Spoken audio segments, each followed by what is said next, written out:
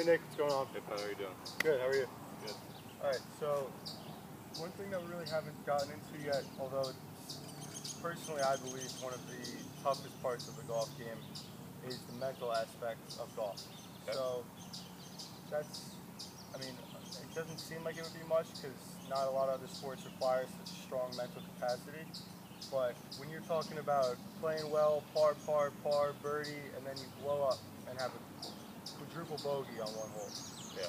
The key to being a good player or to excelling to be a great player is how you bounce back from that. You look at some of the pros, they'll have a blow-up hole where the double bogey comes, they put one in the water, and it's important is that they get up, pipe a tee shot down the middle, put one to 5 feet, make a birdie, and they turn it around like that.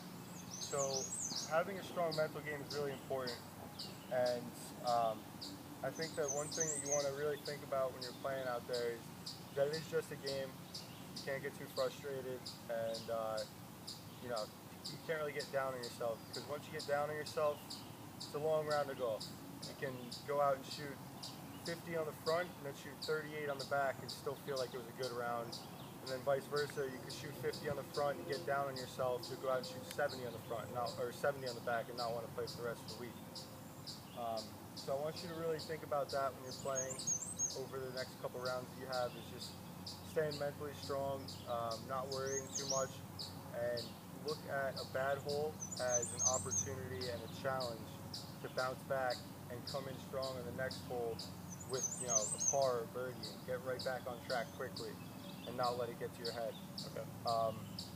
Another thing that we talked a lot about, kind of along the same line of the mental aspect of golf, is course management. Yeah. So here's a drill that I do sometimes that I want you to try and kind of work through with me here. Let's go hole number 4 here at Black Wolf on the river course. Okay. It's a 280-yard par 4. So what you're thinking is, you know, let me get a driver in my hands, let me try and crush one and see if I can get up on the green. And then maybe a smarter way to play it would be, all right, let me put a 3-iron, maybe 225, but land in the right spot, not flirt with the pond that's in front, and try and just get it to a point where I have a nice approachable 60-yard shot. Because yeah, you might drive the green, even if you drive the green, you hit the drive of your life, you have a 40-footer for eagle, you're still looking at a tough 2-putt just to grab birdie. Yeah. So what's the difference between that, giving yourself a good approach shot from 40 yards, putting that close to 10 feet, you make your birdie, a number's a number. So 3's 3 regardless of how you get it. And I want you to play a more consistent style of golf that allows you to kind of just alleviate opportunities to make errors. Okay. So we're going to do that, and like I said, the drill here is playing a hole on the range where you tee one up, play that tee shot with the 4-iron, and then depending on how that goes, you situationally think about what you would have from there on out. Just like I said, keep in mind we're talking about a hole that's about 280 here. It's a short 4, and the main goal is really just, we just want to hit a nice smooth 4-iron and be in the fairway.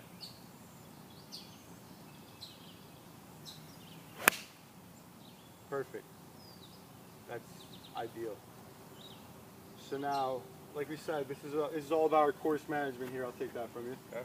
So this is what the course management's all about, is that now you're thinking in your head during this drill, wow, like, so now I'm only going to have a 40-yard approach shot. And if you can hit that shot consistently, I don't see why you would ever take driver out on that hole again.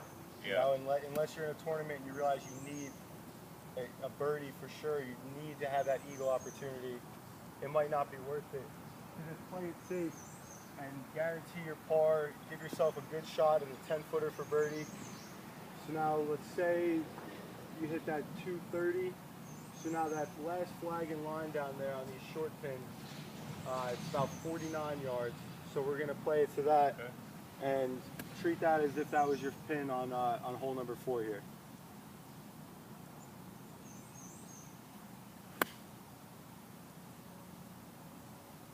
Nice, good shot. So what we have now is you're thinking in your head, after those 2 shots, I see that playing the hole a little smarter and not trying to, you know, turn this into some crazy challenge of trying to crush a dead straight 290 drive.